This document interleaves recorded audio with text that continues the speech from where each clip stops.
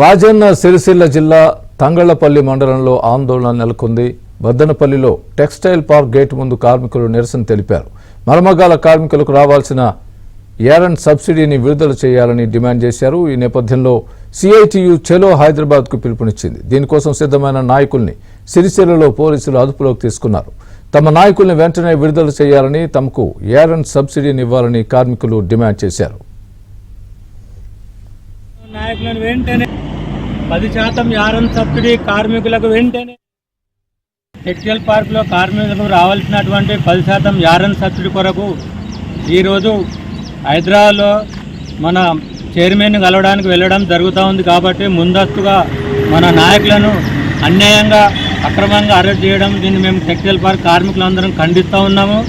మరి అదేవిధంగా మాకు రావాల్సిన 10% యారన్ సబ్సిడీని ఎన్నోసార్లు ఇక్కడ సిరిసిల్లలో ఏడి గారికి, మన పార్కులో ఏడి గారికి కూడా ఇవ్వడం జరిగింది.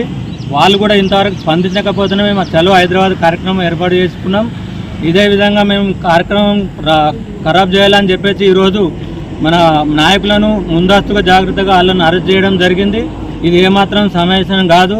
మరి కార్మికులకు రావాల్సినటువంటి 10% యారన్ సబ్సిడీని మరి గతంలో ప్రభుత్వం 4 సంవత్సరాలు యథావిధిగా ఒక మీటర్కు ₹1.42 అందించడం జరిగింది. మరి ఇప్పుడు వచ్చిన కొత్త ప్రభుత్వం చెప్పా పెట్టకుండా మాకు ఏ సమాచారం తెలియకుండానే వాళ్ళు మీటరు కార్మికులకు మీటర్ చొప్పున అని 40 పైసలు, సిరిసిల్లలో ₹1 చెప్పి విడుదల చేస్తామని కొంతమంది కార్మికులకు సిరిసిల్లలో ఇవ్వడం జరిగింది. ఇది సరైన పద్ధతి కాదు. మేము కొత్తగా మాకు ఎక్కువ ఇవ్వమని అడగటం లేదు. మాకు రావాల్సినది ఏదైతే ఉందో మాకు 10%, అది ₹1.42 ఒక మీటర్కు, అదేవిధంగా మాకు కార్మికుల ఖాతాలో జమ చేయవలసింది కోరుతా ఉన్నాము.